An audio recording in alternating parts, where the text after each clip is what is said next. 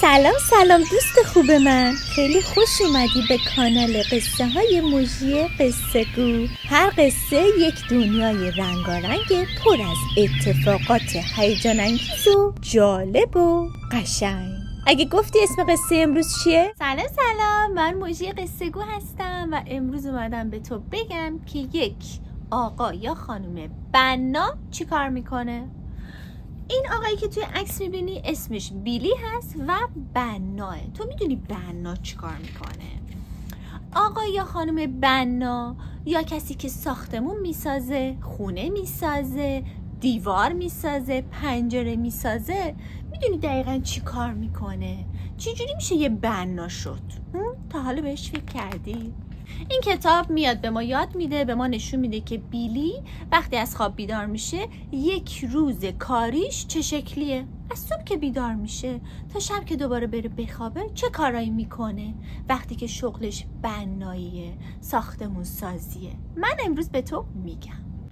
اینجا میبینیم که بیلی از خواب بیدار شده. صبح زوده 6 صبح از خواب بیدار شده. سر حال لباس کارش هم آویزون کرده اون گوشه که بپوشه.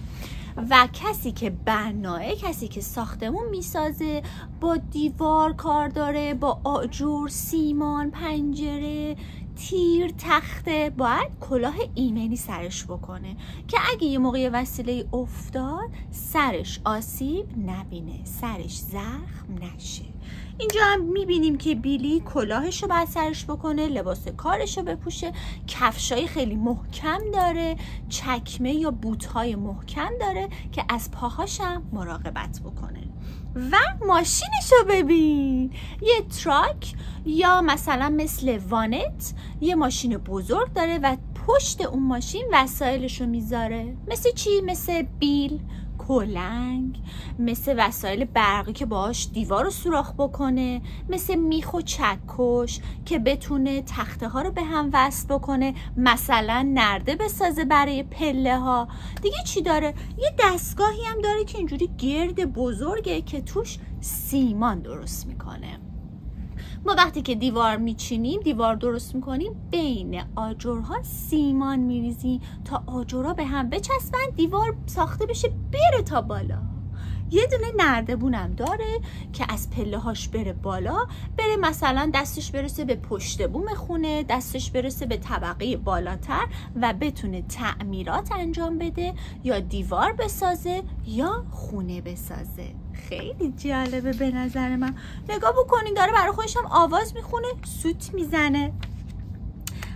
دیدی بهت گفتم؟ الان از نردبون رفته بالا، از پله هاش رفته بالا، داره سقف این خونه رو درست میکنه. از این سقفایی هست که این شکلیه، بهش میگن شیروونی. داره سقف شیروونی برای یه خونه درست میکنه که وقتی بارون و برف میاد اینجوری سور بخوره بیاد پایین. نگاه بکنی یه دونه پرنده هم اونجا نشسته داره آواز میخونه، یه لونه کوچولو هم داره. باز دوباره بیلی داره برای خودش سوت میزنه، آواز میخونه. فکر کنم بیلی خیلی شغلش رو دوست داره، کاری که میکنه رو خیلی دوست داره. به نظر میاد خیلی خوشحاله، سر حاله، با شور و شوق از خواب بیدار شد و رفت سر کار و الانم داره برای خودش آواز میخونه.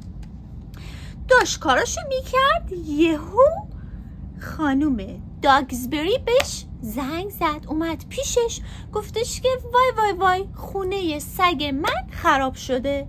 تو که آقای بنا هستی، تو که بلدی چطوری ساختمون بسازی، خونه بسازی، میشه لطفاً بیای و برای سگ من خونه بسازی؟ از این خونه های کوچولو هست که میذارن مثلا کنار حیاط، کنار خونه که سگ بره توش استراحت بکنه، بخوابه، غذاشو بخوره. خانم داگزبری هم یه دونه از اون خونه ها میخواد برای سگش درست بکنه. بیلی میگه که آره که میتونم، البته که میتونم، میام براش خونه درست میکنم، رنگش هم میکنم. بریم که رفتیم.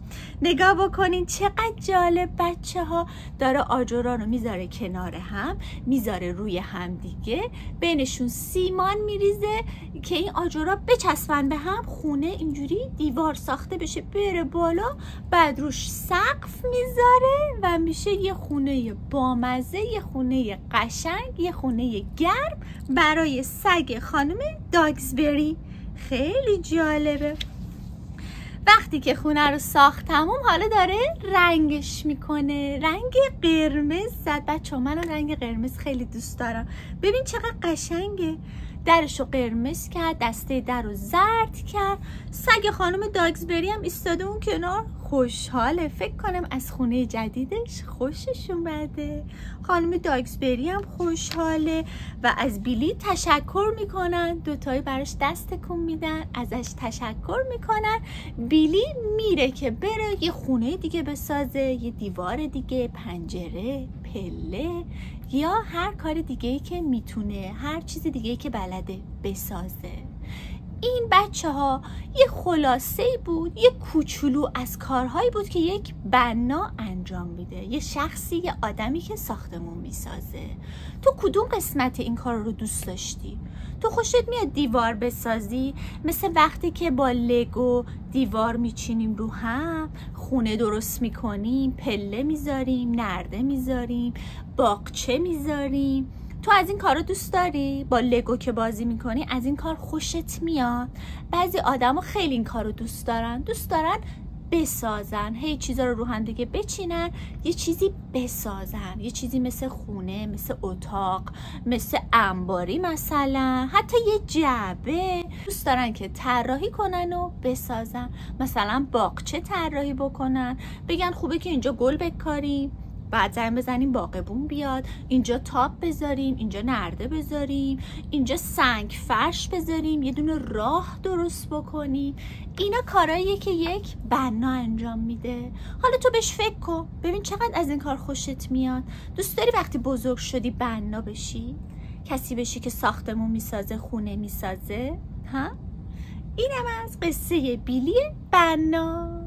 من دوباره میام پیشت، یادت باشه که خیلی دوستت دارم و زود میبینمت. خب دوست من، اینم از قصه امروز. اگه این قصه رو دوست داشتی، اگه این ویدیو رو دوست داشتی، لطفاً برای دوستات هم بفرست و ویدیو رو لایک کن. خیلی از تو ممنونم و به زودی دوباره میبینمت.